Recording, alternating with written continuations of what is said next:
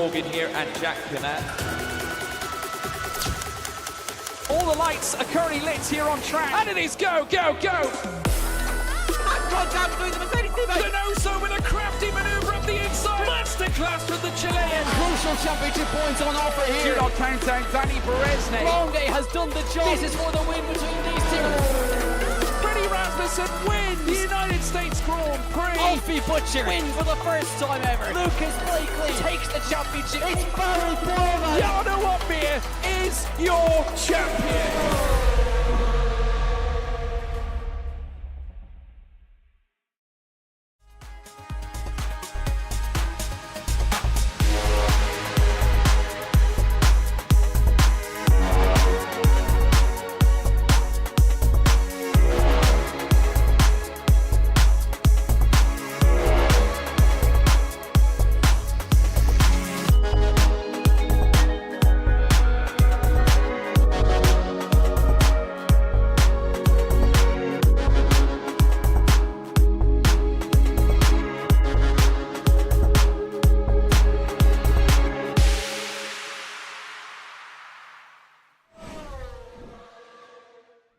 Well, good afternoon, everybody, and welcome back to PSGL. It's a Thursday night once again. That means it must be time for more PCF2 action. I'm Tom Knight, one of your commentators, and alongside me in the virtual commentary box for this afternoon is the wonderful Alex Heron. Alex, how you doing?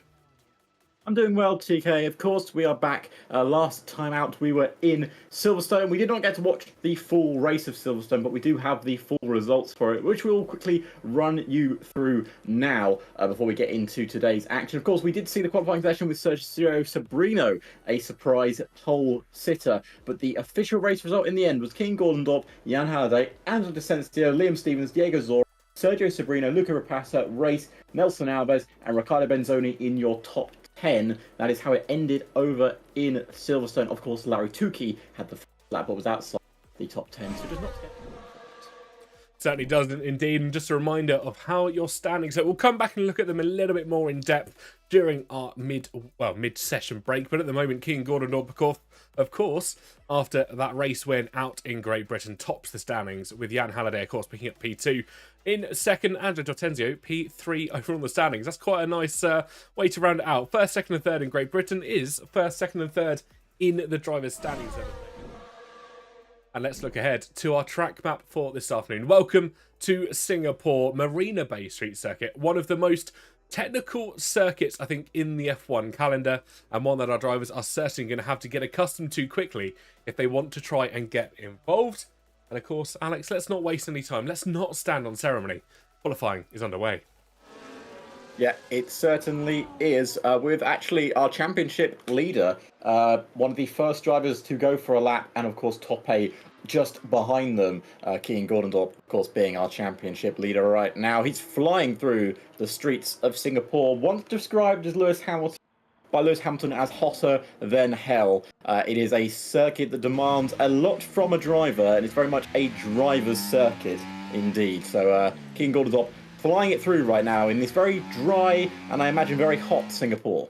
Yeah, it's probably a little bit sweaty under the collar, but of course our drivers are well accustomed to that, and they'll have the opportunity to try and get accustomed with just over 15 minutes left in our qualifying clock. All but one driver going out on a procession in the early stages of this qualifying. Of course, 17 drivers will take to the streets at once come race day in just over about 20 minutes time. Of course, we'll have the mandatory lobby reset.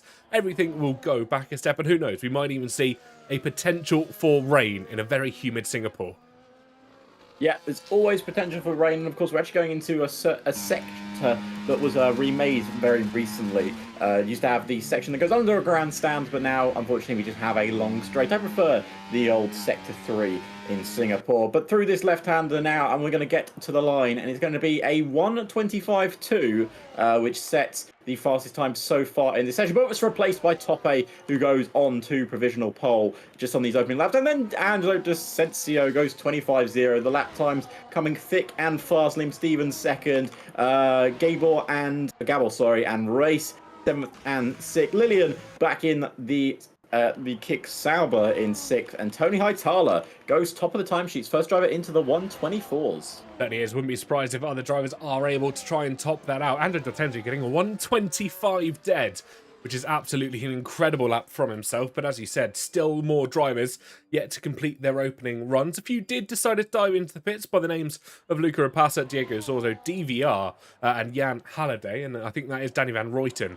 my assumption at least, for DVR in P16 at the moment. Yeah, I think that is probably what I would announce it as. I don't recognise that. But as you mentioned, TK, it's always nice to see drivers on the grid, similar to your name, apart from missing one letter. But close enough, right? And yes, it is Danny Van Ruyten. Danny Van Ruyten. Probably because it's easier to say DVR than it is to say the full name, I would imagine. That would be my assumption, or he just changes it to a nickname when he's messing around with friends and forgot to change it back for the session here this afternoon. But nonetheless, 13 minutes left to go on the clock. A few drivers getting themselves prepped and ready. 4 yet to go out on a lap themselves. And still an opportunity to take away provisional pole position. But as it stands, it's now been 1-2 here at Singapore. Yeah, it certainly is. And a man we don't normally see up at the top of the timesheet is Tony Hightower. We've seen him a few times before battling for those few podiums and points, but seeing him top the standings here so far, and the only driver in the 24s as well, by about 0.2 of a second, mind you. So he's very much clear of the pack at the moment. And of course, our reigning defending champion, Angelo Asensio, in second place. But I believe, I don't know if by the standings, I don't think he can defend his title anymore, TK, if I am correct. He's too far back. That's a very good question. We'll get to that during our little lobby reset. Yeah, I am hearing a few tales from the paddock as well. A few drivers suffering with FPS issues on during their laps. King Gordondorp and Lillian, 2 drivers suffering from that fate. I say that as Lillian down in P9, Ian down in P7, so probably considerably lower than what we typically expect them to be running, and that could be the account for why they aren't necessarily up towards the top. Yeah, that would make sense. You can get a couple of FPS drops around here. I mean, you have obviously got a lot of the lights. It is under the lights of Singapore, just going past not the London Eye, the Singapore Eye, because every country must have one. As Luca Rapassa is now beginning his first lap of the session, just going down the first main straight, very far to the right-hand side, because you want to get a good entry into the corner, because you just want to make it as straight as possible, and then going into this left-hander, keeping as much speed on your throttle as you possibly can before switching it back to the right for the next long DRS zone. Certainly is indeed. Down, of course, that rear wing open. He's being followed along by a kick Sauber, I'm assuming, of Lillian, just trotting along on an outlap, getting themselves prepped and ready. The Aston Martin, Diego Zorzo and Jan Halliday both following in tow as well, of course. DVR, Danny Van Ruyten, deciding yet to set their lap. They're just proceeding on an outlap as well. 11 minutes to the exact left in our qualifying session. And I think if you're going to count nobody out for, well, provisional pole position, never count out Luca Rapassa. He sometimes seems to find traction when no one else can here, Alex.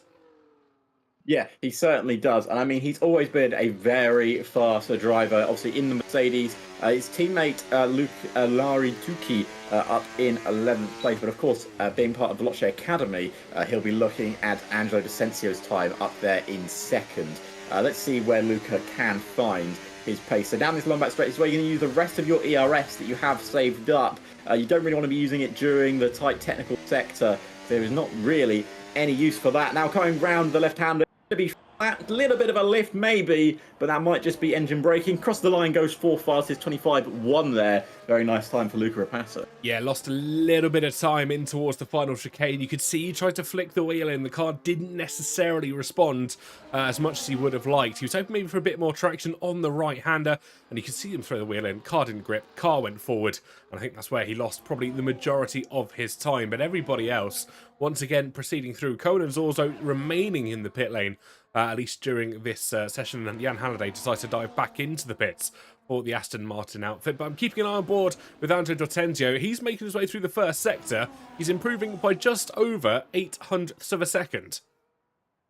Yeah, he certainly is. Getting that time on the board and going a little bit faster. He wants to beat Tony Hightower to pole position, of course, VA versus FVR. And of course, they may be on the same team in PSGL, but it's not really a team championship at the end of the day. And if Angelo can't defend his F2 title, he'll certainly want to go out on these last 3 rounds swinging for the some wins and maybe some pole positions. But he's a 10th down in the middle sector, TK. Yeah, he lost a lot of time in the second sector. A little tap of the barrier, and I think maybe just that knocked some confidence out of him as well. And as you said, he's dropped considerably, about 0.2 of a second down compared to where he found himself over at the first sector. It could have been a slight wing change as well. Let's not forget that. No, diving into the pit lane. But Andre Dortendu deciding he cannot go quicker over the course of one lap. Let's switch our attention to Tony Hightower, though, the driver that currently stands in provisional pole position. As you said, Lillian jumps up to second place at 1:24.990. Can Hightower pip his own personal best? And you know he can. 24.8. Yeah, 1:24.809. Very good lap time indeed for Tony Hightower. And Larry Tukey goes fourth fastest there, TK. That he does indeed. Fantastic lap. It was just shy of 0.4 quicker over the course of the entire lap and only 16 thousandths off, actually beating off Andre Dortenzio. Just under halfway through this qualifying session, remaining 8 minutes, now 7 minutes category. And I think there's still a few drivers that would want to try and put their stamp on the Singaporean circuit. Yeah, they certainly will. They want to move themselves a bit further up the field. Race being down in 13th place, he will not be enjoying the fact he's not even inside the top 10 right now. We know how fast Race can be. Diego Zora, another one of those drivers that will want to find themselves a bit further up. And the man who was on pole position last week, let's not forget, Sergio Sobrino, currently outside the top 10, only in 11th place. As we say with most qualifying sessions, lots can still change. Lots probably will still change, especially at a track like Singapore, where it's so easy to lose time over each and every turn that seems to come at you rather rapidly. Crossing the Anderson Bridge is Gabriel Quintino on towards the back straight, the DRS Flatwell Open. And I don't think he's going to be improving by that much, but let the timing be a tell of that. No, 4-point-something seconds slower. Must be an in-lap here. Yeah, it must be an in-lap indeed. I don't think that's going to find himself anywhere closer to the top of the timesheet. Or maybe he's just going for a cooldown to recharge, because he has got himself a lot of battery. And I don't know if maybe he made a mistake on his first lap. He's maybe about to prove me completely wrong, and he is. He's pulling into the pits. Unfortunate for himself, but of course still an opportunity to go for one more run. Watching on board with the new tier coordinator of F2 here in PSGL, so hopefully if we have issues that occurred similar to last week, we will still get a race broadcasted to you guys watching along at home. Let's keep an eye on Harvey Cohen in towards the second sector. Let's see where the split leaves him. He's improving by over 0.2 of a second, 224 thousandths. This is looking positive for Cohen. He's looking very positive indeed. Not really a lot of mistakes you can make in this long straight, but this chicane, which comes at you a lot faster than it used to, nails it perfectly there, Harvey Cohen, into the final left-hander. Where can they set their Haas car on the grid? And they can only set it one place higher, into 13th place. Yeah, unfortunate for themselves. Would have been looking probably for a little bit higher than they find themselves on the table at the moment, but alas, still probably an opportunity to go for one more run. We've only had 15 entries so far onto the qualifying tower. DVR and Jan Halliday, two drivers yet to set a lap time, and I wonder if they are, well, potentially serving a qualifying ban or just deciding not to go out for one quite yet. And Aston Martin is coming up to the line. That will be in the form of Jan Halliday, and he puts that car second, proving me completely wrong. Yeah, no qualifying ban there, TK. Sets themselves on the front row and only, well, less than a tenth off of pole position. And DVR is also on a lap right now, but I believe they might have backed out of it already. But no, by the looks of it, they are still pushing.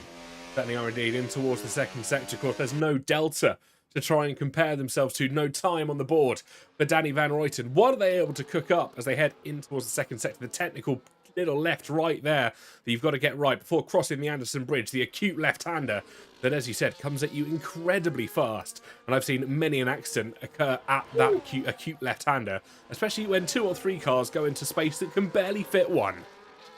Certainly can. Tope went second fastest while we were watching with Danny Van Ruyten's lap there. Tope only a few thousandths off of provisional pole position, but here comes Danny Van Ruyten to come up towards the line. Where can they put this McLaren? Currently in 17th place. It's going to be an improvement from that. It's very squirrely out of the final corner, but it puts them inside the top 10 in 9th place, just behind Gabriel Quintino, and Race improves up to 12th place. Sobrino improves up to 3rd as well. To Gabble absolutely sending that Scuderia Ferrari in towards the pit lane. Let's see what Lillian can improve. They were improving or did improve by 337,000. I think that would have been good enough for provisional pole position, but I think Invalidated all did jump up just before we caught them there. So unfortunate for the Kick Saber. Conrad making their way through the first sector as well, first few corners to see if they can improve from where they stand at P11 at the moment. But let us know if you're watching along at home in the live chat who you think is going to get pole position here at Singapore this afternoon. Let us know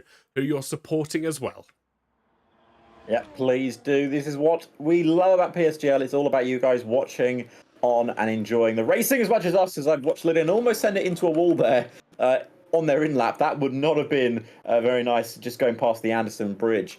But with 3 minutes 22 left on the clock, TK, a lot of these drivers will be getting a fresh set of boots on their car and getting ready to fly one more time around the streets of Singapore. Yeah, we're probably moments away from seeing that procession come out of the pit lane. Every single driver that wants to go for one final run will pretty much do so at the same time. And I wouldn't be surprised if it is a bit of a dash to the line, especially as everyone proceeds single file. It will be a V-carb that leads our drivers out. And of course, that will be by the procession of Keaton Gordondorp, the first driver out of the pit lane. You can just see in your track map at the bottom right-hand side of your screen. We're focusing on one V-carb. The other V-carb will lead the rest of our drivers out. And let's see what Bohm can do to improve. Let's see what they can do. They're currently in 11th. Where are they going to put their V-carb? They're going to put them 6th fastest. That's a very nice improvement. That will be the end of their qualifying session. Make it back to the pits in time. Tony Hightower is the first one out of the pits to start their final lap. Of course, they are the man on pole position, on provisional pole. And this could be this next lap could be what everyone else will be chasing. But right now, they are still chasing him with a 24.809.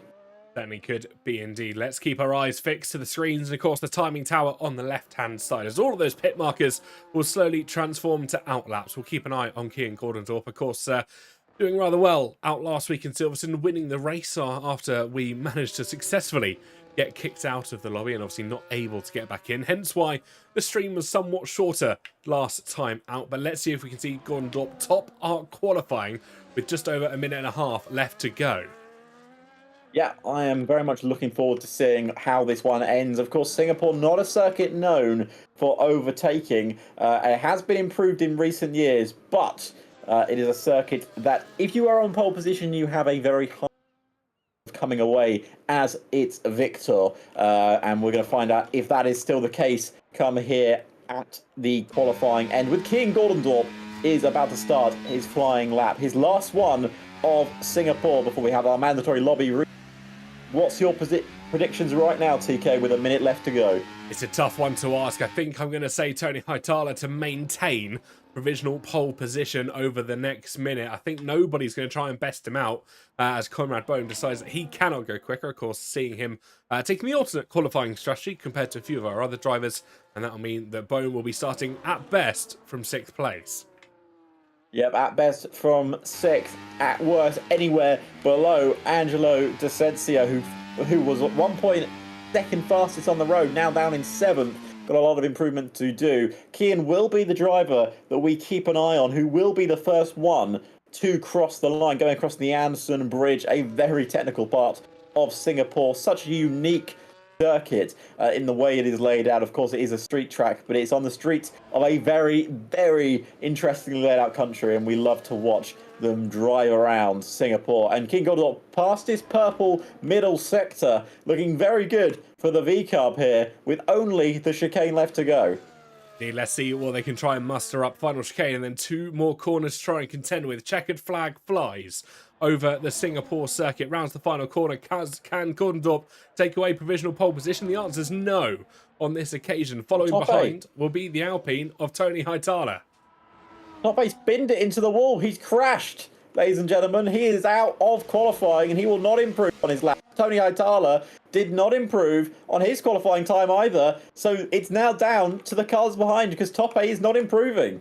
Also invalidates his run. Cannot go quicker on this occasion. The Red Bull of Liam Stevens equally could not improve. It will be the Mercedes of Larry Torquay. Again, could not improve from P9 on this occasion. Next across the line, the Aston Martin of Jan Halliday finds himself in P5. Can he look to try and challenge our top spots? Will he get near to that pole position? He gets close, but not close enough, because it's only a 24.828. Kean Gordondorp, no, Gandalf Asensio out of nowhere with a 24.793. That's good enough for provisional pole. Sergio Sabrino is backed out of their lap. Lillian, though, is still on a flying lap, and there's still a chance that they could set provisional pole. One final corner to contend with. Here out to the line. Will pole position?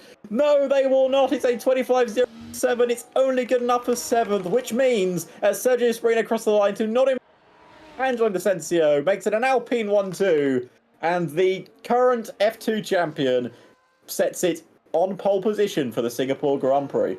Certainly will indeed. And interesting to note here, Sergio Sabrino finished this lap without a front wing. And obviously we've got ghosting on for this qualifying session, so there is there's no reason that you would have hit another car. Maybe he saw Top A spin, maybe he saw Gabriel Quintino with some issues, and that could be what caused the front wing to go, but that is purely speculation. Sergio Sabrino will be starting from P5 here in the Singaporean Grand Prix. Let's run through how your complete order looks, though. Andrew D'Ortenzio tops our timing tower, with Tony Hietala starting in P2, only 16,000th of a second further behind. Jan Halliday in top 8 will share the second row amongst themselves, with Sabrino and Gordondorp in 5th and 6th, respectively. Lillian and Luca, Conrad and Danny as your top 10, with Larry Tilke, Gabriel Quintino, Race Imtiaz, Liam Stevens, Diego Zorzo, Gabor and Harvey Cohen as your top 17. And that's how your order lines up for today's Singapore Grand Prix, Alex. It certainly does, and that is a lap and a half from Angelo Asensio, just beating out Tony Hietala, who looked incredible during that session and looked unstoppable for pole position. But that is the reason why Angelo Asensio did become F2 champion. You know, he gave it his all, and he may not be able to defend it this year. We will be keeping an eye on those standings. And of course, we have our mandatory start right this second. TK, before we go into that, of course, we should always mention that we are not alone here on PSGL. We have our fabulous sponsor, as always. And today, ladies and gentlemen, once again, we are sponsored by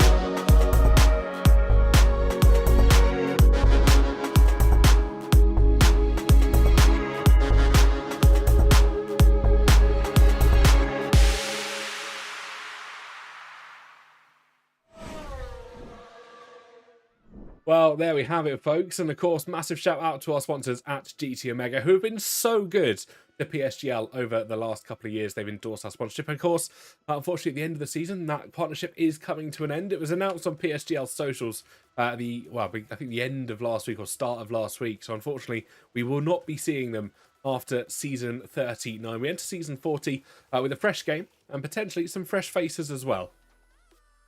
Yeah, and that's obviously it's a shame to lose them. We love having them here sponsor. They, of course, gave me my chair that I currently am sitting on as well. So we'll always be thankful to GCO and Mega. But of course, it all ends at some point, and that is what is happening at the end of this season. As you know, I'm not very good at these talking points. But we will now go into the Deathlink and Alex podcast. That's my name. I said my name. Podcast. Why am I loud on these things? The Alex and TK podcast, as we go through everything that's been happening in not only sim racing but in Formula 1 as well. But we'll quickly go through PSGL now, as we see King Gordondorp is the top of the standings on 60.5 point gap to Jan Halliday, and Angelo Asensio with 21 points to Jan Halliday, but 26 to the gap to first. With 3 rounds to go, it is not impossible for him to still defend his F2 championship, and with a pole position here this afternoon, that gives him 1 point closer, TK. So there is still a chance that he can be, back-to-back F2 champion. Oh, there certainly is. I think nothing is impossible in this situation. Of course, the point system here in PSGL slightly different to that of traditional F1. So obviously you'll have that, let's say, slight disadvantage where you won't get 25 points for a win, but you do get 16 through 1 for our top positions, as you see at the top of your screen as well. And don't forget the extra point for pole position and top 10 fastest lap. There is opportunities to try and wriggle through the grid. Yeah, there certainly will be. And of course, not only that, we had the Japanese Grand Prix last time we were on air. It wasn't the most exciting of Grand Prix in the world. And of course, we still have 2 more Grand Prix after Singapore, Mexico on April the 17th, and Abu Dhabi on April the 24th, which TK you won't be around for that one, which means your last race for this game cycle will be in Mexico. It will. It's actually going to be quite an emotional last race for me. Obviously, Mexico will be my last for PSGL on F1 24. Obviously, not being able to say goodbye in Abu Dhabi, and it's a lot of nice feelings. Obviously, F1 24 was my first game cycle here with PSGL, and it's been fantastic. Yeah, it has been. It's been fantastic to have you here as well, TK. A long time. It's been my 4th season, or maybe my 5th season here in PSGL before we go into F1 25. And of course, season 40, which is another big landmark for PSGL. Indeed, 40 seasons running PSGL and being part of the F1 community is fantastic indeed. But yeah, we are now just waiting for our lobby to get restarted here, folks. So yeah, as we were mentioning, we had Japan. Wasn't very the most exciting race in the world, so that's how we'll leave it. All we know is Max Verstappen wins. Lol. It's like the John Cena of the F1 world. When you least expect it, he'll somehow pick up a victory.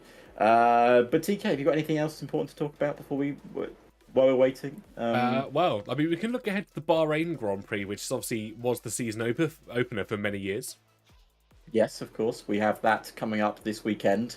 Well, just want to say as well, it's my birthday on Monday, ladies and gentlemen. I'll be 23 years old. And, that's I'm almost ancient at this point. TK smiling slowly, failing. Yeah, that'll be fun on my birthday. But yeah, Bahrain. Probably a track that McLaren will do very well at. It's a circuit that they've historically done well at in the past, but with the return of the Red Bull speed, or should I say the return of Max Verstappen deciding that he'll actually try this year, is that I think we have a proper fight on our hands. I'm hoping for more overtakes. I think Japan proved the limitations of this generation of Formula One cars, and it also proved the limitations of the Pirelli tyres, especially on new circuits. Because it was just resurfaced Japan, which is one of the main reasons why we struggled for overtakes and we were in DRS trains for a lot of the Grand Prix. Something I did enjoy that I think maybe some people didn't is I really like Jacques Villeneuve being on commentary with Crofty. I think it's one of the weirdest mixes of commentary styles I've ever seen. It's like they wanted to get Nico Rosberg, but clearly he wasn't available, so they were like, yeah, just throw Jacques Villeneuve in with them. I'm sure it'll be fine. Yeah, I must admit, it wasn't my favourite ever run of commentary, but alas, the Japanese Grand Prix wasn't my favourite ever run. It's one of my favourite circuits, but unfortunately, I don't think it was a good entertainment at stupid o'clock in the morning. No, there was one thing. What was I going to mention? Oh yeah, Bahrain. If we don't see overtaking there, I think it's going to be cooked for this generation of cars. They're not necessarily designed to overtake that well. And yeah, I think we've got a lot of learning points to take forth from the last few weekends, especially this triple header.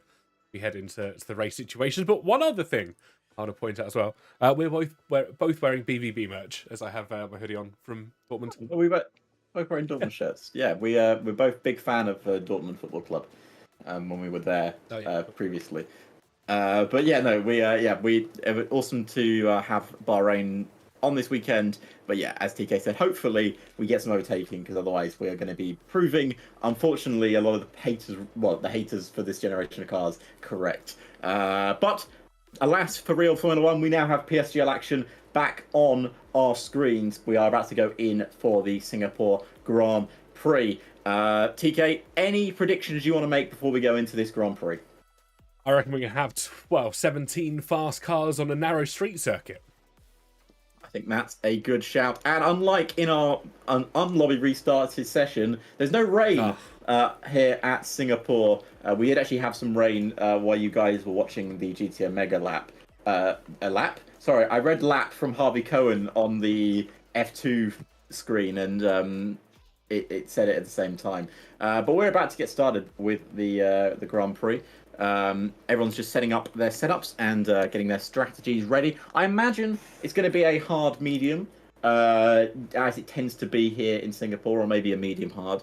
I'm sure we have some strategists in our chat to tell us more. And if there is any rain on the horizon, do let us know, because we love to hear all about it here at PSGL. So TK, Angelo's on pole, and we have got the 5 lights. They are on. And they're off as we get underway here in Singapore. And it's a good start from our pole sister, Andrea Decencio, who races into the first corner. Tony Hightower just in behind us. Jan Halliday looks to go around the outside of Tope. Can't make it stick at the moment because Tope keeps to third place. King Gordon making a move on Sergio Sobrino, but Sergio Sobrino's got the inside line as they go wheel to wheel. But Angelo still leads from Tony Hightower, Tope, Jan Halliday, and Sergio Sobrino in your top 5.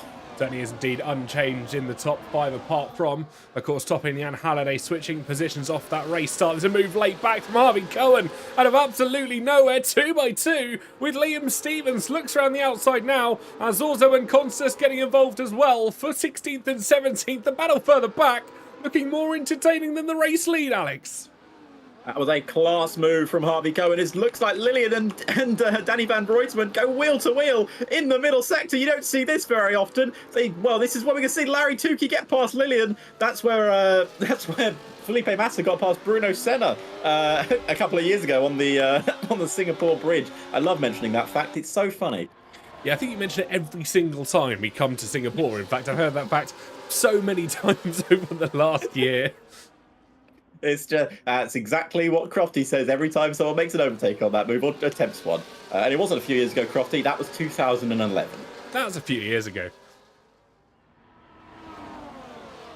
I'll take the assumption that not, but as you said, D'Ortenzio remains in the race lead from Haitala, from Tope, from Halliday, and Sobrino rounding out your top 5 unchanged after the opening lap here in the Grand Prix. Everybody starting to settle in. Just a quick look at how the tyres line up. Everybody choosing the mediums, apart from a few outliers deciding to run for the hard, slightly long on. And I hate to break it to you, any future weathermen or women, as we see Haitala going for a move on Angelo D'Ortenzio, using the DRS advantage in towards the second sector. Alex, there's no rain expected. Well, it's nice to think that there may still be rain on the horizon, but unfortunately, ladies and gentlemen, that this will be, looks like a one-stop Grand Prix. A circuit that has had a 100% safety car record. One of the only circuits in Formula 1 history that has a 100% safety car record, or maybe an older circuit that does. And I'm looking forward to seeing if we can keep that record going here today. These are, of course, fantastic drivers. Well, on a circuit such as Singapore, you can never expect them all to keep it out of the barriers. Interestingly enough, TK, you're mentioning about the mix of hard and medium tyres. The only driver inside the top 5 on hard is Jan Halliday, and he's done a very good job keeping hold of that 4th place. Of course, it's going to be tricky as we've got a little bit of a squabble going up at front. It's going to be tricky to keep those hards warm at the start of the Grand Prix, but going on, they will be the better race tyre. They certainly will indeed. He'll have the advantage later on. Of course, he can go slightly longer, not worry about the undercut. But of course, he's got to remain with this front pack. He can't afford to lose too many positions. And that's what he'll be worried about in the opening stint of this race. Once all the tyres come up to temperature, you can start to see this now as he drops 6/10 back from top 8. He's got to keep up. He's got to keep within DRS range. Otherwise, he's going to be swallowed by Sobrino. Sobrino's going to be worried that if that gap forms, they're not going to be able to try and jump the gap either and claw themselves back to the top 3. Yeah, Jan needs to keep up, not only for his sake, but for basically every car behind him. They cannot allow a gap to form. Of course, the FER driver, the VA driver, and Top 8 up in 3rd. They're not going to all want to try and help each other out too much. But if they can try and clear away a lot of the pack, then they know they've got a 3-way fight for the win. It is very important that they stick within this DRS range and make sure they don't let it slip, as we see Luca Rapace running over the curbs there just behind Sergio Sobrino. We're going to see a lot of this, ladies and gentlemen. It's all down the inside goes Danny Van Rooijtman. I was about to say expect DRS trains and not a lot of overtaking, but that was a beautiful dive almost past the Anderson Bridge as down the inside goes Luca Rapace, who's been aboard waiting for Sergio Sobrino because he's now made the move on the Haas driver as Luca Rapace chases down Jan Halliday, and now he's going to have a go at the Aston Martin. Yeah, decided he didn't want to wait second in command in that second train at the moment. Made the move, beautiful move, shall I say.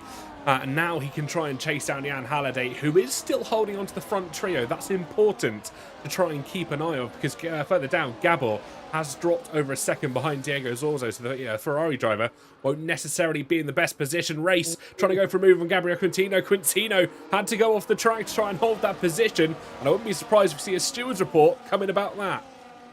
Yeah, I mean, he did take that. He didn't take it off track, but I think Gabriel Quintino does the correct thing and let him back past. I mean, that's good sportsmanship from the McLaren. I imagine his team, his engineer told him to let him place back, but unfortunately, by doing that, he's allowed Harvey Cohen a little chance. Oh, and Harvey, a little bit of bump to pass, as we say. But Gabriel Quintino doesn't let that one slide, but unfortunately, he's going to have to, as Harvey Cohen makes it up into 13th place. Also, it looks like Liam Stevens is trying to get involved. Bear in mind, Quintino's on the medium tyres, should be on the softer tyre compared to some of the other drivers around him. Stevens is on the hards, so won't have the advantage through the corners, but he's looking incredibly quick. I say that as McLaren has gained a mighty advantage on the car in front of him.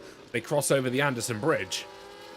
Yeah, I think Harvey Cohen was so much in recharge mode there. His light was flashing on the back of his car. I don't know if that was by choice or by mistake, but he's lost a little bit of time to race. Almost dropped out of DRS, about 0.8 of a second. Now Top 8 is chasing down the Alpine of Angelo Dicencio with another bit of recharge there. No DRS down that straight, remember, TK. There is not an easy way to pass going into the chicane.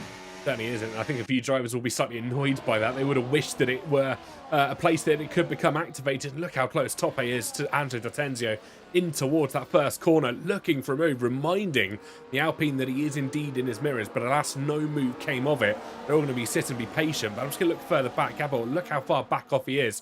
Has that Ferrari got damaged? Yeah, front left end plate missing for Gabor. That would explain why he's so far off pace, and I wouldn't be surprised if we do see, well, him go into the front wing, go get a front wing change, but no retirement, considering how likely a safety car is here. Yeah, I don't think you want to retire around Singapore. It's probably one of the only circuits you don't want to consider a retirement. I mean, the earlier you pit, the less likely you're going to get lapped by the cars chasing you down. So for Gabriel's sake, I reckon he'll come in for the pits very shortly for a front wing change. As you said, there could be a safety car. There always is one around Singapore. The interesting one I'm keeping an eye on is still Jan Halliday, because as long as he stays in fourth place with that Aston Martin, with those hard tyres, he's got a real opportunity of standing on the podium here. But Luca Rapassa is really not in a mood to sit behind cars today as he dives down the inside, very late on the brakes. But what a move that was by the Mercedes of Luca Rapassa. If he can hold it going down this main straight, he may have a chance of holding us P4, and he has. Beautiful stuff. Certainly has indeed. Now, Tope, D'Otenzio, and Haitala must be worried, but I think we're going to see an early pit stop. What? That's a very early pit stop for mediums. That is a ridiculously early choice to go onto the tyres. As Harvey Cohen gets a 10-second time penalty, I have never seen drivers pit so early here, TK, onto the hard tyres. Yeah, I don't quite know why they've gone so early. Surely the undercut can't be that powerful that they're doing 6 laps on mediums, and let me do some maths in my head here, 24 laps on a set of the hards. We know the hard tyres are good. We've seen it work before. I remember, TK, we commentated a very race around Qatar that one driver did an entire race basically on a set of hard tyres, pitted on lap 1 for the safety car, went onto the hards and finished the race with a very decent gap out front. I mean, we know it's possible, but with the likelihood of a safety car around this circuit, I think that's a very risky decision made by hard top drivers. Angelo Dicencio being not one of those drivers to make that choice. But of course, he had his teammate right near to him. He could have made that choice as well, but it would have been a double stack.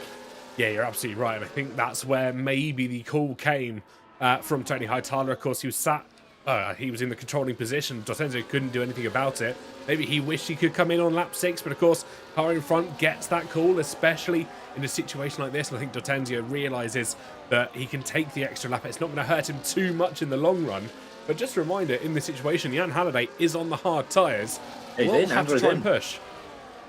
Angelo comes into the pits. He is also going onto the hards. Is anyone else deciding to do that? Luca Rapassa as well. Oh, as Gabriel Quintino almost loses the rear end coming out of the final corner. Maybe these tyres are dying a lot quicker than we thought, TK. I think that must be absolutely the case. Nathan Richards in the chat, Hards will get to the end comfortably, would make sense. And Cesar saying Harvey's penalty will probably be appealed. I think that could be likely, but also with a speeding in the pit lane penalty, is that likely going to be the case?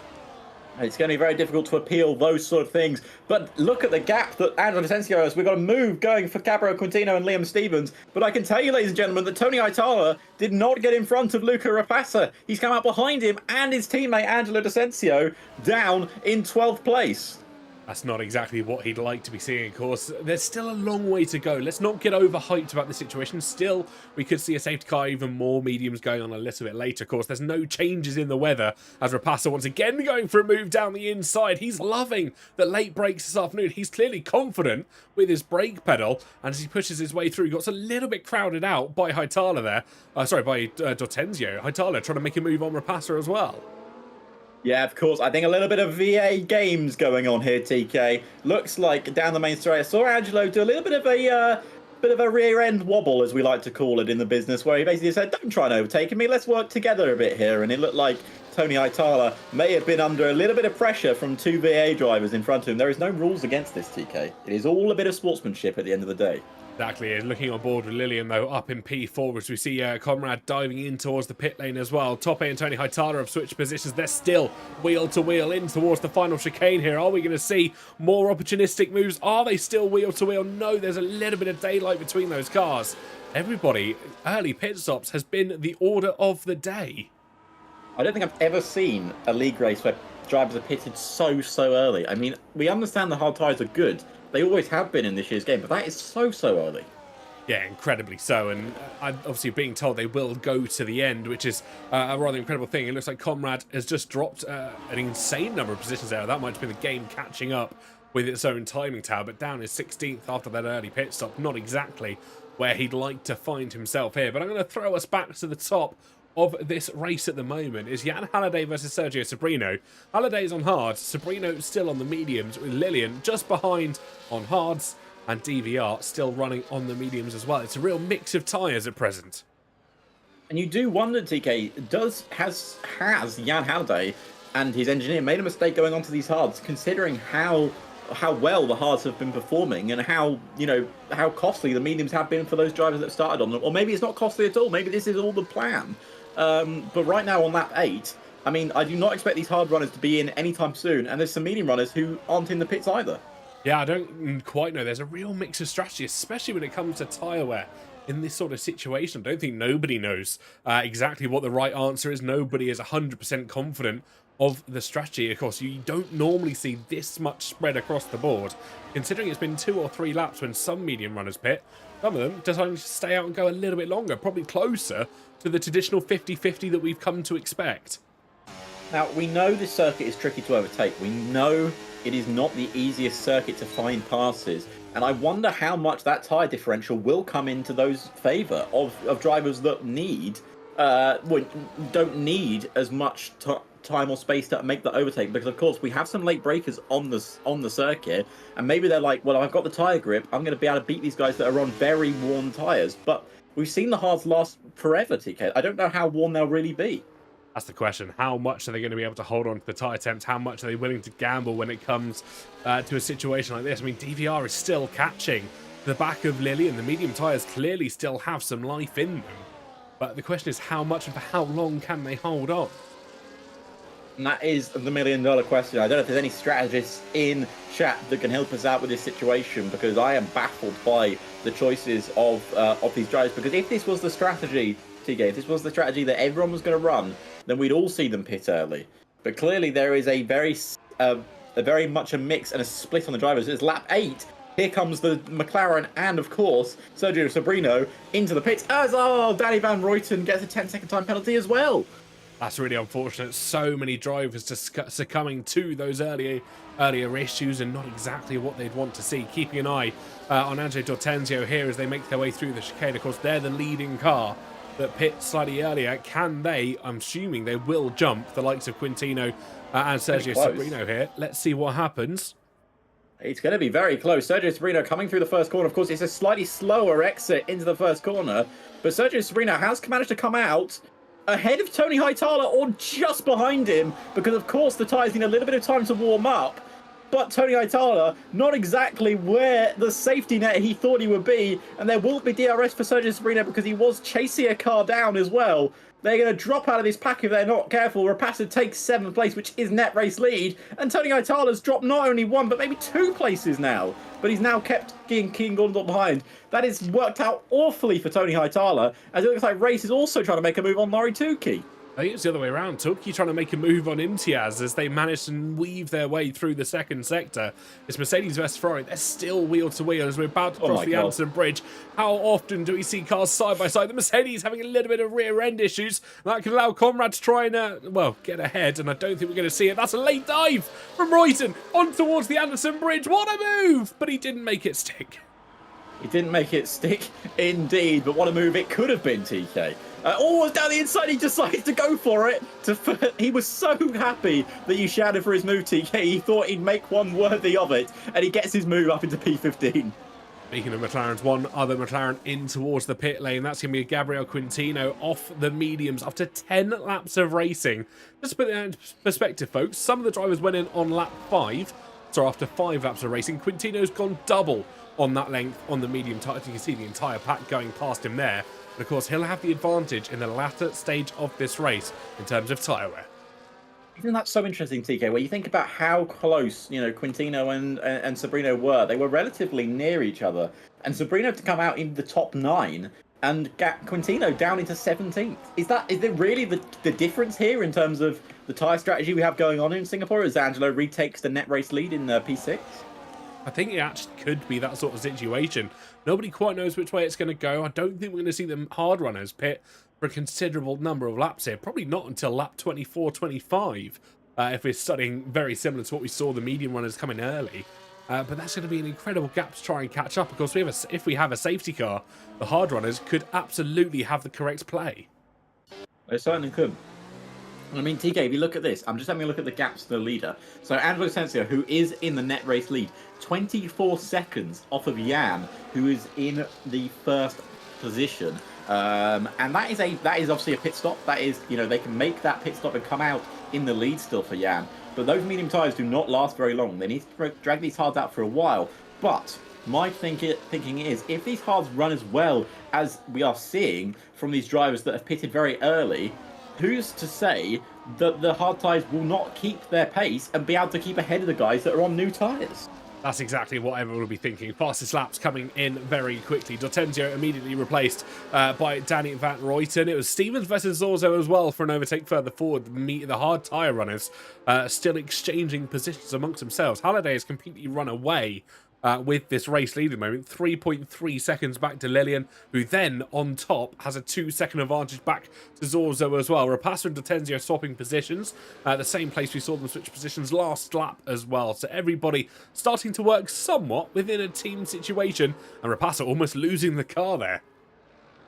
Yeah, they certainly have. I mean, I wonder how these tyres are feeling right now for some of these drivers. I mean, the guys on the hards maybe running at the top of the field, maybe feeling a little bit of wear right now.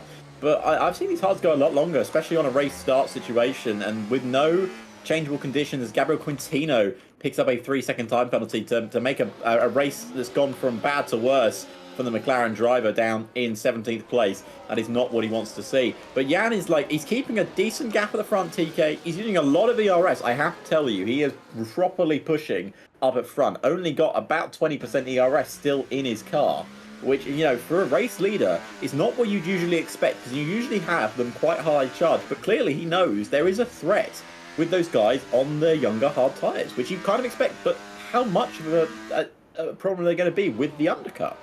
I think that's how he's trying to weigh up the situation, isn't he? He knows he's going to have to pit eventually, and they're not really making the most inroads further forward as Stevens and Zorzo swap positions once again. In that very typical DRS situation. I wouldn't be surprised if we see Rapassa and D'Ortenzio swapping positions again at the same point of asking. We're approaching the DRS straight here, and the Mercedes could be swallowed up by the Alpine, but Abbas, they are working together, 2 VA drivers, who will get DRS from Gabor that stands in front of them. Of course, he didn't have the best race start with that broken front wing, and I think he will be a little bit under the weather. Hasn't yet come into the pit lane either, so still has damage to that Scuderia Ferrari, and could be a bit of a moving roadblock for a few of our cars in the train.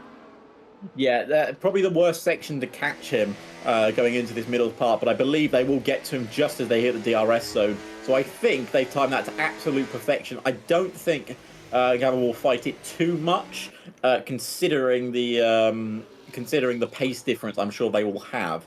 But I'm sure we may still see a little bit of a battle going on here, because there's no DRS down this straight. You've got to use your ERS. All the drivers are saving it for this long back straight. But it is not easy to close in, TK, at all, especially with these modern era cars. It makes it even harder, even with the fact that these cars reduce so much dirty air coming off the car in front.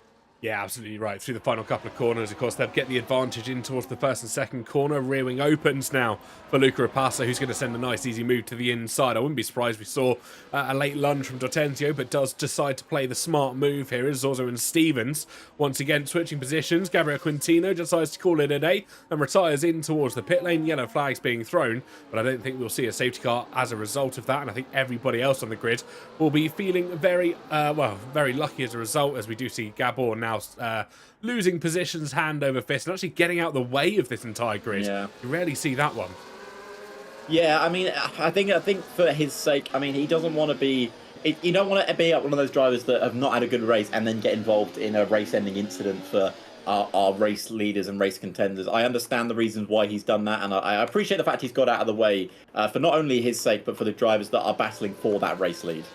Yeah, 100%. It was a very nice move to do. It's in that competitive racing spirit, and I'm sure obviously the reviews and reflections will come to him, and we're being asked to check if a certain driver has damage, and that could be one that I will actually abide by. It doesn't look like any particular damage to King Gordon, but he is dropping positions. Yeah, it doesn't look like it. The V-carb looks perfectly healthy at present. And King Gordon, of course, championship leader, TK, down in 13th place. That's a race to forget so far for him. As Sergio Sabrino gets past Tope, they'll be smelling blood. Our championship contenders, and one of them being Andrew Asensio, up in 6th place right now. Yeah, they've got an opportunity to try and push forward. Himself and Rapassa, of course, well known for working together over the course of the Grand Prix, and then usually in the last few laps, everybody tries to get one over on one another. But we have got 4 runners who started on the hard tyre, all trying to go that little bit longer. We've completed 14 laps so far, on the 15th at the moment. At the end of this, we will be halfway through this Grand Prix. It's gone incredibly quickly compared to what we usually see in a Singaporean Grand Prix. Gabor still continuing to let even more drivers pass them through. Yellow flags thrown temporarily. But again, the sportsman move there from the Scuderia.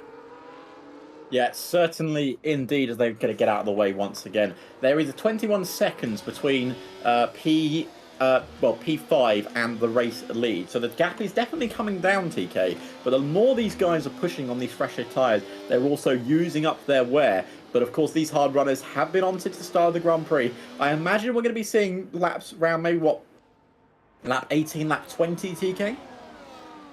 Yeah, I think I think for the hard runners, I wouldn't be surprised if we don't even see them until 23, 24 maybe.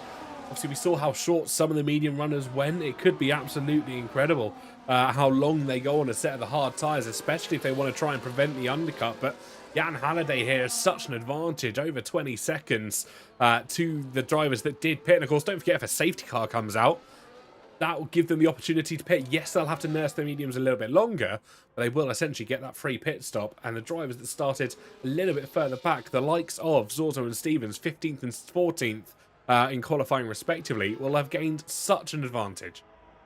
Yeah, they certainly will have. And I mean, this is a very interesting Grand Prix. Of course, maybe not the most interesting for overtaking, but for your mathematic brains out there, and obviously for all the strategists watching, this is a very strange and interesting Grand Prix. I've never seen drivers pit so early onto a set of tyres that they know they're going to run for the rest of the Grand Prix. And to have it so split through the grid is interesting as well. This is the kind of strategies we don't normally see in F1, because usually there's one strategy, it's medium hard, and everyone does it. And they're still medium hard, but they're all on very different layouts on how they're going to run it. Absolutely, and I think nobody still knows what's going to happen. Those hard runners still have an opportunity to pit and probably come out well within the grid, but of course they'll have to still work their way through. Danny Van Ruyten is on a bit of a comeback drive here, you could say, as he's trying to challenge Tony Hightower here in towards the tight right hand, and McLaren getting the move done with DRS assistance. It was a cheeky lunge on the exit of the Anderson Bridge that actually got that move done for him in the end. Yeah, something has gone wrong with Tony Hightower, hasn't it? It's just not gone well for him this afternoon since this pit stop. Dropping down to 10th place, losing out a lot in the undercut situation, and then just dropping places from here on out. He doesn't look like he's got any damage on his car, so maybe these hard tyres just not suiting him as much as the mediums were. Yeah, I wonder if it's absolutely that. And we could still see another medium stint should we see that safety car, so we keep alluding to it.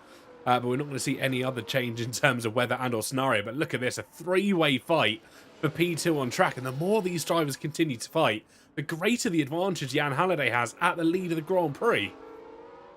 Yeah, he certainly does. Gap now between Luca Rapassa and Jan Halliday, 20 seconds. As Sergio Sabrino gets past Rapassa and tries to get past Decencio as well. Rapassa may have caught a little bit napping there because they were working together, and Sergio was like, no, I'm going to interrupt this little bit of competition now, as Rapassa has fallen down into 7th place, which means Angelo has not got himself his wingman anymore. They may be on different teams in the game, but of course they are both part of the Veloce Academy, and they are known for working together during Grand Prix, as TK mentioned a little bit earlier.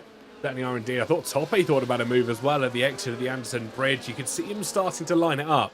And Rapassa actually taking a very defensive line on the exit there that prevented anyone sticking a nose down the inside. A favourite of Luca Rapassa that he's done over the last couple of laps to get that move done. He just sends on down the inside, forces the gap in many situations. We see DVR now trying to go for a move on Toppe as well. Later on the race, round the outside. Wham, bam, thank you, ma'am. As Danny Van Ruyten up to P8 on track.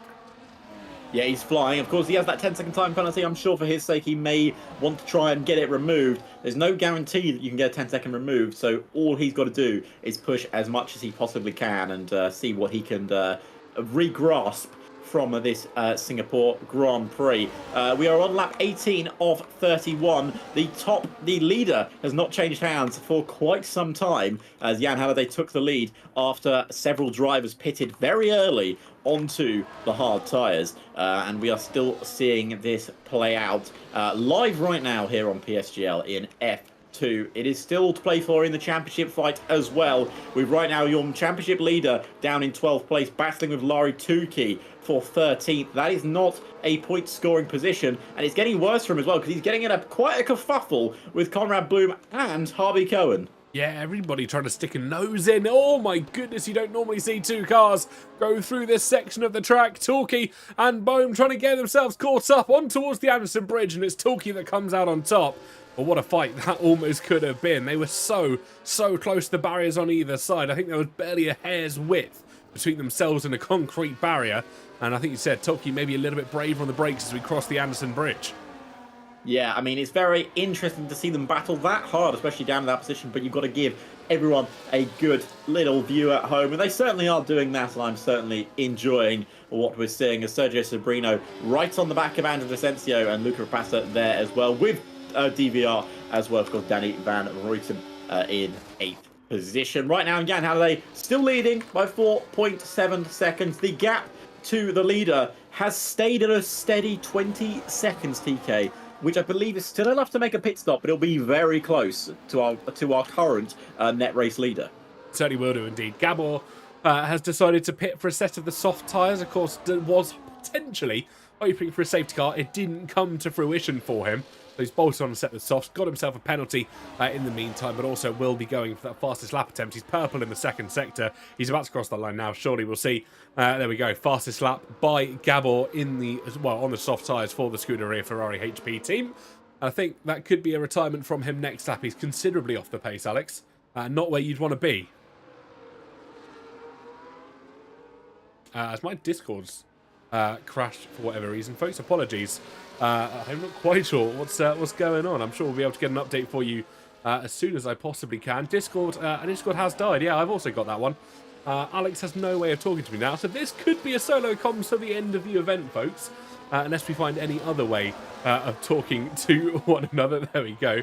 It has indeed gone. Discord completely gone. Liam Stevens gets himself a 10-second penalty for speeding in the pit lane. The driver that's lasted out so long on a set of the hard tyres will now have to go to the end on a set of mediums, potentially another protestable issue, but for the time being, they will have to try and manage the fact they've got a 10-second penalty. They're dropping through the field. No safety car has come of a fact of it, and we are going to have to see the last 11 laps out with just solo comms. And this is going to be an interesting run till the end. Conrad Bohm and Jan Halliday also coming into the pits. It's Diego Zorzo, the other Aston Martin driver, that stays out to avoid the the overcut in this situation and avoid the double stack that could be occurring as well. We're on lap 20 of 31. There's moves further back as Larry Tilke gets a best of Kian Gordendorp P9 and P10 respectively. And folks, if you are just tuning in, Gabor gets himself another 10-second penalty and well, as expected, sets the fastest lap, retires as well.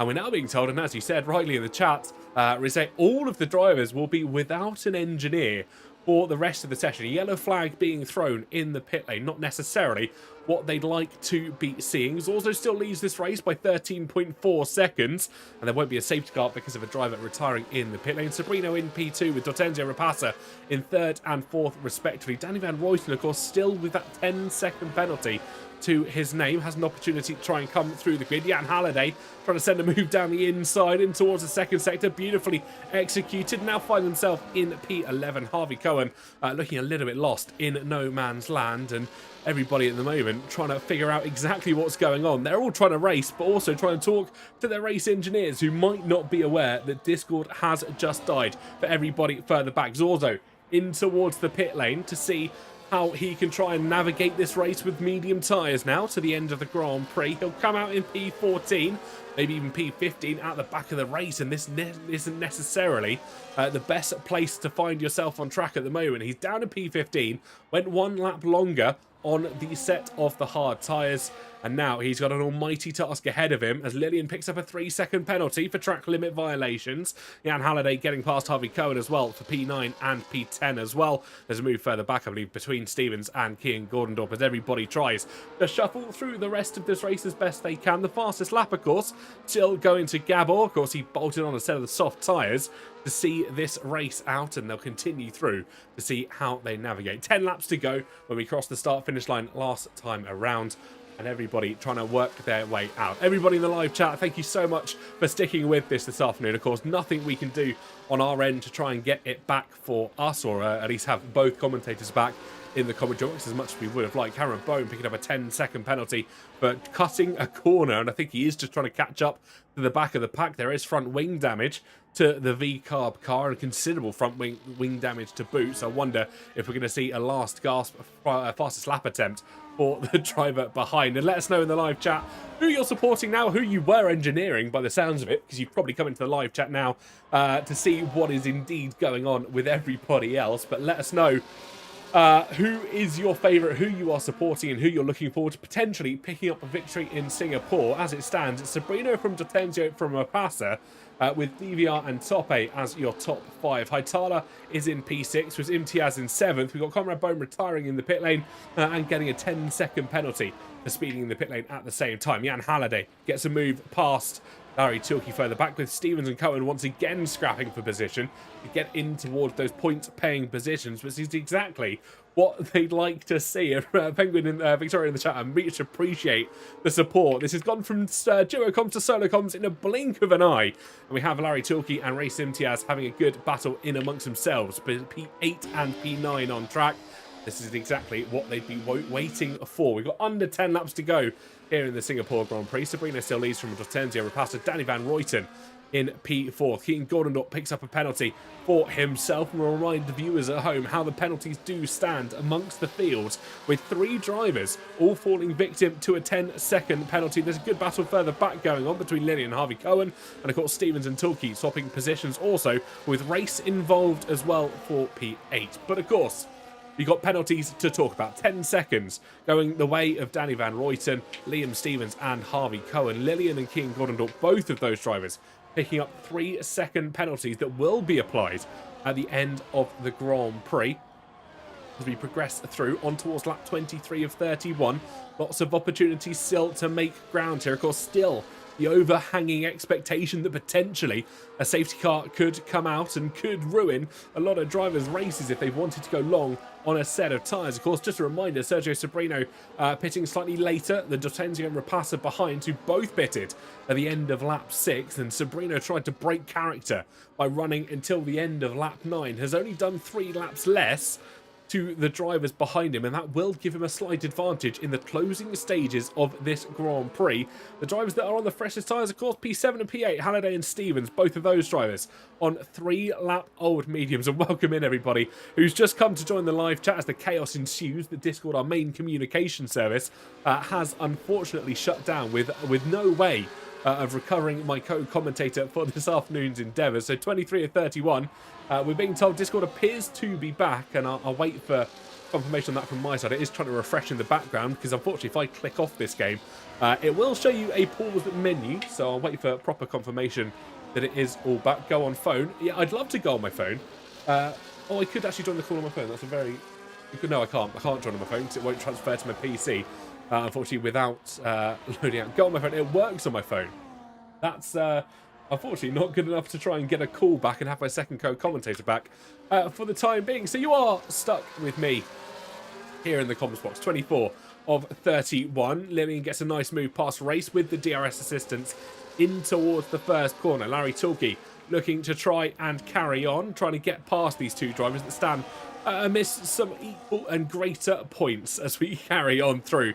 Alex coming into the chat over on Twitch. I can co-coms from Twitch chat. That would be much appreciated, Alex, because I'll tell you what, my voice is starting to suffer after not expecting to have to do a solo comms adventure for this afternoon. But lap 24 of 31, a move further back by Zorzo on Imtiaz, sends a move down the inside and successfully falls off the endeavour. They now find themselves in P10. Lillian just over a second up the road. The next Sauber will be their target to try and progress through. Rapasa closing in on Dortenzio as they make their way through the second sector to finish off lap 24 of 31. And I appreciate all the messages in the chat from Nalvez as well, but let's keep it calm on some of the more aggressive compliments, let's put it that way, to a few of our drivers. Sabrina leads from Dortenzio from Rapasa. DVR, of course, still with the 10-second penalty hanging over his head. Jan Halliday gets the better of Tony Hightower as we make our way through this Grand Prix. We exit out and finish off lap 24 of 31, and everybody progressing through. They will still be without engineers, of course, if they are not running or using TeamSpeak, which is obviously an alternative to the main communication method that a lot of our drivers do use. And I think generally you do have to pay for the server, unfortunately. But Sabrino, everybody in the top 4 remaining and standing on ceremony as we progress through the final few laps of this Grand Prix. A lot of drivers will be focused on just making it out, making it through survival of the end of this competition, because that is what it's all going to be about in the closing stages of this Grand Prix. We'll have 5 laps to go as we cross the start-finish line next time out. Everybody just waiting. I'm sure we will see some final lap carnage, as we usually tend to do here in PCF2. Sabrina from Hortenzio from Rapasa, still your top 3. A reminder of how your tyres look. I'll bring them up on the screen for everybody at home now. Jan Halliday has an advantage to try and make his way through. Thought about a move on towards, exiting out of the Anderson Bridge, but alas doesn't quite get the better of Daniel Van Ruyten as he unfortunately tries to progress their way through. They could be using Skype. I mean, it technically is still running, or for those corporate, more corporate-centered teams. Microsoft Teams is also an advantage or a possibility for those drivers. Halliday getting the best of Van Ruyten in towards the third sector, in towards the final chicane of the lap. We enter on to 26 of 31. 5 to go here, folks, and I think our drivers will be very happy to see the end of this Grand Prix as well. Zoom, and I've never heard of WebEx either, so I'm going to assume that's probably some internet communication service. But as it stands, it's Sabrino that still leads with half a second advantage back to Hortenzio. But if we've known anything from Hortenzio over the last few laps, or at least the last few races and the last few seasons here in PSGL, it will be that he'll wait until the very end of a Grand Prix to try and make a strike. Larry Tulke picking up a 3-second penalty further back in our standings, down in P11 at the moment, with Zorzo making a move on Lillian in the second sector. They're trying to in turn catch up to the drivers that stand in front of them, and of course try and get back into the train that is the top 8 at the moment, trying to remake that the top 10. But 1.1 seconds is the deficit between the Aston Martin and the Alpine as we make our way through the 26th. Out of the 31st lap, everybody progressing through rather nicely. And folks at home, if you're watching along, and you rightly should be, because nobody has an engineer to talk to anymore, let us know who you think is going to win the Singaporean Grand Prix. Who do you think is going to get the fastest lap as well? As it stands, it is the way of Gabor, who retired slightly earlier on. And see if anybody wants to try and take that gamble to get the fastest lap at the final time of Artie. Will ride with Jan Halliday, still the driver with the freshest medium tyres. 6 laps to their name, with everybody else around on hard tyres. 16 and 19 laps respectively for Sabrino, Detenzio, Rapassa and Danny Van Ruyten.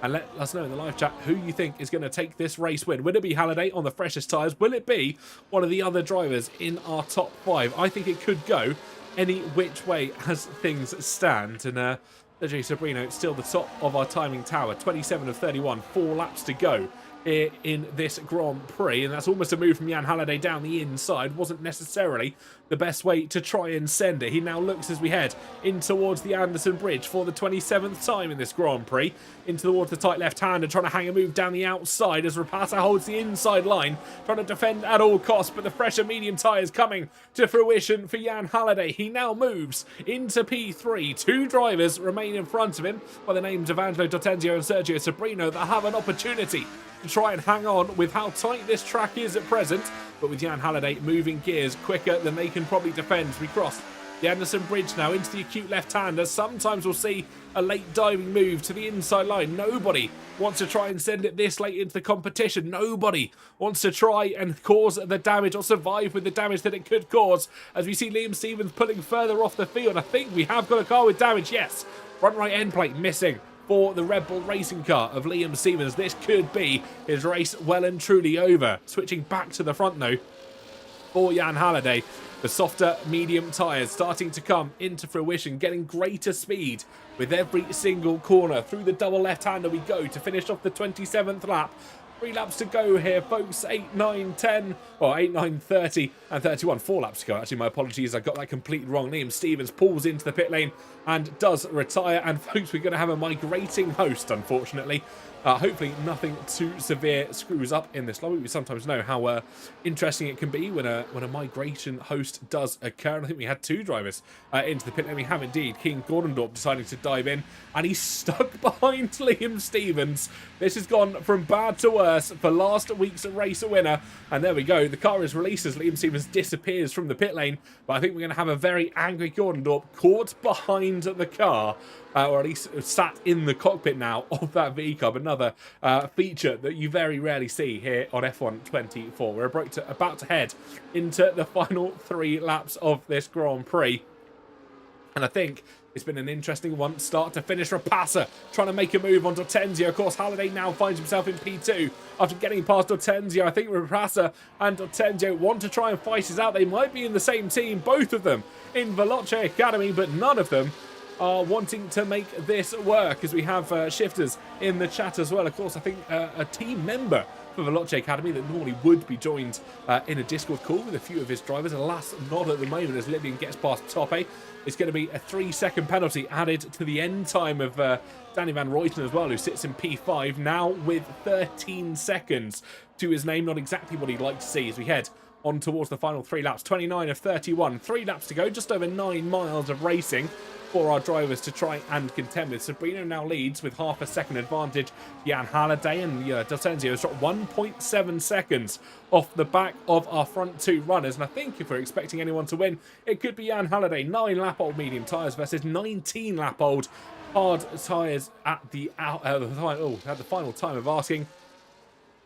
The progressive Jan Halliday does take the race lead away. Apologies, folks, if you are just tuning in for the first time at the moment. And as we progress through, we're being told to rejoin. I can't actually, my Discord hasn't come back. I can't unpause the game at the moment, which is rather an unfortunate one. I'll see if I can just refresh it. You will have a pause screen for just half a second. Nope, nothing has reloaded on my Discord there. So we are still waiting for Discord's all to reload. We are being told, yeah, it's still not working, even though Cots did tag us all and be like, oh, rejoin. Unfortunately, nothing back. Oh, there we go. I say that my Discord has come back. I might be able to No, get no one's back getting in. paid. This is free labor, There baby. we go. We have got Discord back. I'm back in. I think we might have an Alex back in very soon as well, at least for the final 2 laps of racing. We await Discord to finally get its API working once again. It was literally the drivers making the call. It was certainly the drivers making the call. You can hear it. I can't hear an Alex. How can you hear an Alex? That's what I'm slowly starting to question. I don't know how you hear an Alex if I don't. You might have heard my soundboard that plays when I join a Discord call, being the infamous Luke Sam. But no Alex yet in my comment. You heard something. You heard Luke Sam. You're not going insane, don't worry.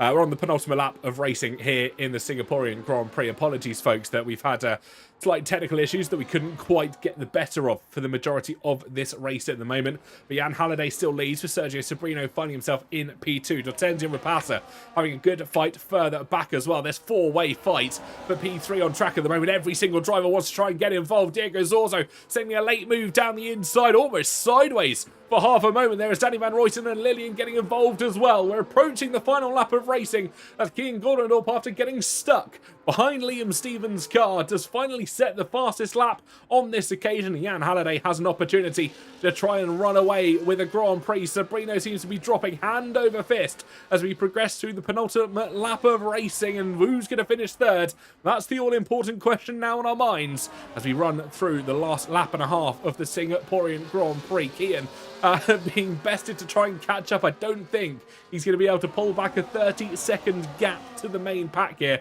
as you see him heading through the second sector, considering everybody else is making their way through the final few corners. Riding on board with Sergio Sobrino through the final corner on towards lap 31 of 31. Let's see where this race is going to go. Almost certainly the way of Jan Halliday. He went slightly longer on a set of the hard tyres, pulled his way back through the field, and this is exactly how he envisioned this playing out. Sobrino didn't have the defence in the long run after pitting slightly early on the medium tyres, meaning he'll have to run longer on the hards. Didn't have the play, didn't have the grip in the latter stages of the Grand Prix. Jan Halliday using grip to his advantage as he makes his way through the final few sectors of this Singaporean Grand Prix. There's still a battle further back for third and fourth on track, and it is D'Ortenzio and Rapasa having the majority of this scrap in towards the Anderson Bridge we're about to run. And see, we're 3 wide as we head through the double left-hander. This is incredible stuff for the remaining podium position. Count the cars, folks.